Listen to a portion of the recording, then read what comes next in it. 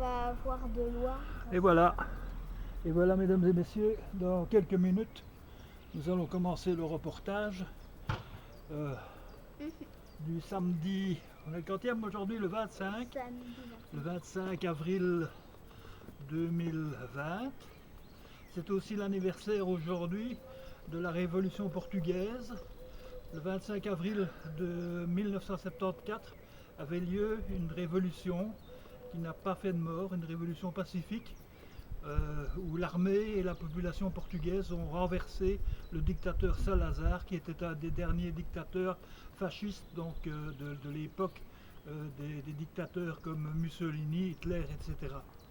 Donc c'est symbolique. Aujourd'hui, donc, nous sommes le jour anniversaire de cette révolution portugaise.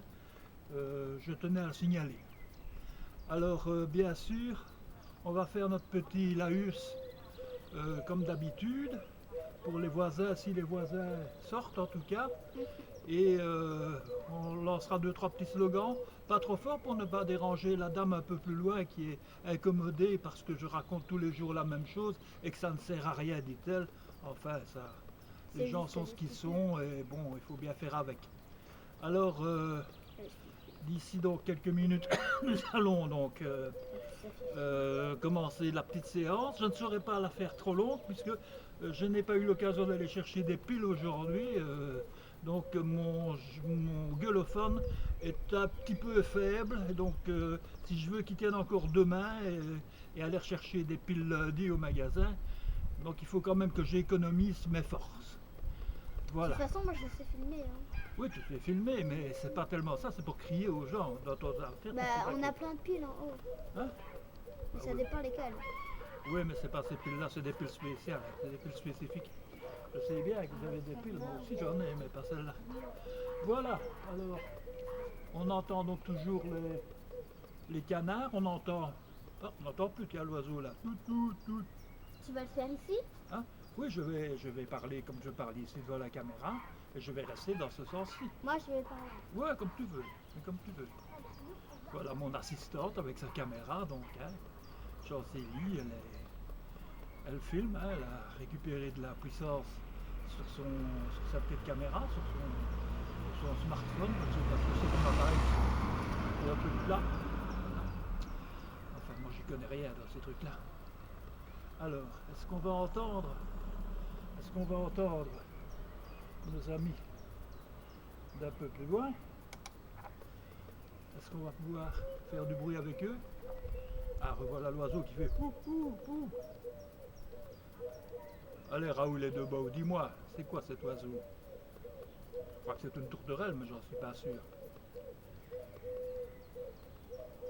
Hein? T'as quelle heure? Ah, 59. Ah, c'est bon signe. On approche. On approche. Moi j'ai 58. Pas tout à fait la même heure. Bon. Voilà. Est-ce qu'on va entendre les voisins? Peut-être les cloches qui vont démarrer? Peut-être Monsieur Bello va lancer les cloches pour 8 heures? On n'en sait rien. On attend toujours que ça aille. On attend toujours, hein? On attend une minute. Ouais, mais il me semble que c'est long. On n'entend pas le bruit. On entend par contre mon frère. Hein? Ouais, bah ouais, ça. On entend toujours lui. Alors, les petits amis. Nous allons bientôt commencer. Attention, les rares portes qui sont ouvertes vont se fermer. C'est calme, hein? Oui, il n'y a pas un seul radar. Ah là. Ah ben voilà. 20h pile. Eh bien voilà, merci Monsieur Bello, il est 20h. Il est 20h et c'est le moment de remercier le personnel des hôpitaux, le personnel de soins en général. C'est le moment de leur dire merci pour tout ce qu'ils font. Hier, il y a eu encore 240 et des morts. Le nombre de morts n'arrête pas de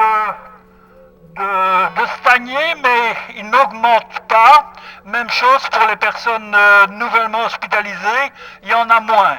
Mais est-ce à dire pour ça que le virus s'en va et que les problèmes vont être résolus? Loin de là. Si regardé hier la conférence de presse de Madame Sophie, notre grande Sophie, eh bien, il n'y a pas de quoi être assuré. En fait, ce que le gouvernement veut faire, c'est privilégier l'aspect économique et non pas l'aspect de santé. Ils sont même, à contrario, donc des experts de santé. Et ça, c'est un petit peu embêtant quand même. Alors, il y a tout un schéma qui prévoit donc le retour au travail à partir du 4 mai. Donc déjà dans les entreprises B2B comme on dit, donc c'est les entreprises qui commercent entre entreprises et c'est le plus gros des entreprises puisque voilà, donc c'est quand même important. Et bien sûr, pour que ces entreprises puissent fonctionner, il faut changer la modalité pour les bus, il faut que les gens puissent aller en bus à plus que 5 par bus, donc il faut donner les facilités pour aller travailler pour les gens. Le problème est que rien n'est encore préparé et ça commence le 4 mai. Le 4 mai, donc, avec l'heure de rien, ce n'est pas ce lundi qui vient, c'est le lundi suivant. Et beaucoup de gens croient qu'on va être déconfiné à partir du 4 mai. Ce n'est pas ça, loin de là. La déconfination, le déconfinement pour être plus précis, c'est pour plus tard. Les magasins vont ouvrir pas tous, les salons de coiffure seront plus tard, mais également les cafés, les restaurants et tout ça. Donc les commerces seront ouverts, oui, à partir du 11 mai. Ça nous fait déjà encore plus loin. Et les fameuses rencontres interfamiliales où on pourra être une dizaine, toujours les mêmes et très surveillés, on pourra se réunir à partir du 18 mai. Et pour ce qui est des cafés, des restaurants et tout ça, on avance la date du 18 juin. Donc ça veut dire que le confinement n'est pas prédéterminé.